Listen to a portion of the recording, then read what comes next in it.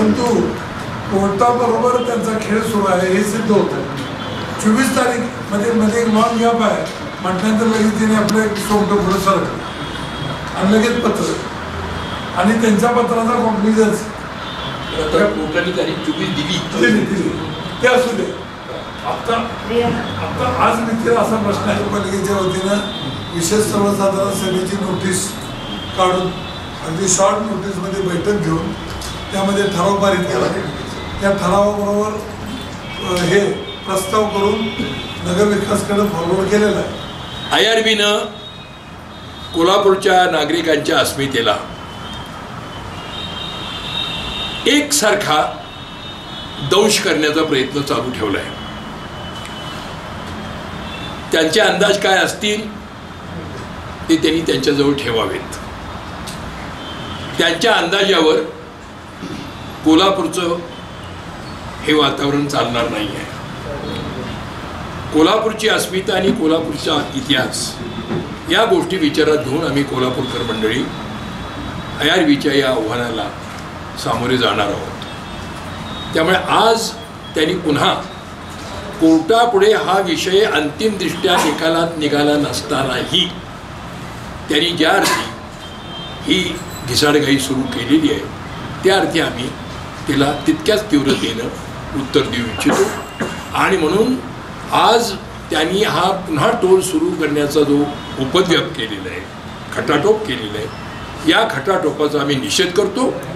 आणि IRBला हे चाळे करण्याचं धैर्य महाराष्ट्र सरकारच्या ज्या नाकर्तेपणातून प्राप्त होते त्या महाराष्ट्र सरकारचाही आम्ही या निमित्तानं आम्ही निषेध करतो. महाराष्ट्र सरकारनं त्यांचे हे माकड चाळे आणि मरकट चेष्टा थांबवाव्यात आणि त्यांना ताकीद द्यावी.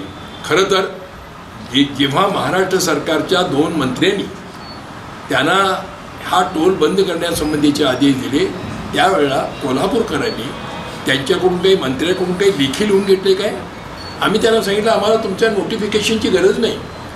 तुम्ही आज आम्हाला जनतेच्या साक्षीनं जेव्हा ही आम्हाला हे देत आहे, कबुली देत आहे, तेव्हा आम्ही त्यांच्यावर विश्वास ठेवला. आता आज काय घडलं आहे पडद्याच्या आड, हायकोर्टामध्ये सुद्धा मॅटर अजून चालूच आहे. हायकोर्टानं काही निश्चितपणानं काहीतरी निर्णय दिलेला नाही आहे. असं असतानाही या ज्या टोल वसुलीच्या पुन्हा कारवाया सुरू झालेल्या आहेत याचा आम्ही निषेध केलेलाच आहे. आणि त्याचबरोबर महत्त्वाची गोष्ट म्हणजे ह्या ज्या आमच्या कोल्हापूरच्या नगरसेवकांनी आजच्या आमच्या महापौर सुनीता राऊत यांच्या नेतृत्वाखाली हा एक निर्णय घेतला की आम्ही आता हे पैसे कसे भागवायचे याची व्यवस्था आम्ही करतो आहे.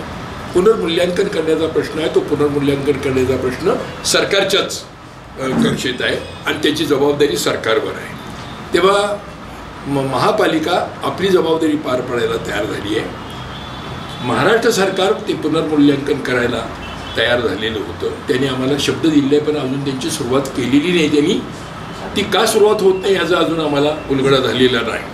पण आम्हाला मंत्री महोदयांनी आश्वासन दिलेलं आहे. अशा परिस्थितीत त्या ठिकाणी आम्ही आता तुमचे पैसे देणार आहोत, तुम्ही टोल सुरू करू नका, वसुली करू नका असं सांगायला गेलेल्या आमच्या महापौरांच्यावर त्यांनी लाठी हल्ला केला आहे. या लाठी हल्ल्याचा आम्ही तीव्र निषेध करतो. आणि या भेकड हल्ल्याबद्दल कोल्हापूर आपली नापसंती व्यक्त करण्यासाठी कोल्हापूर आणि कोल्हापूर जिल्हा उद्या सकाळपासून 5 वाजेपर्यंत बंदचा कॉल देते आहे.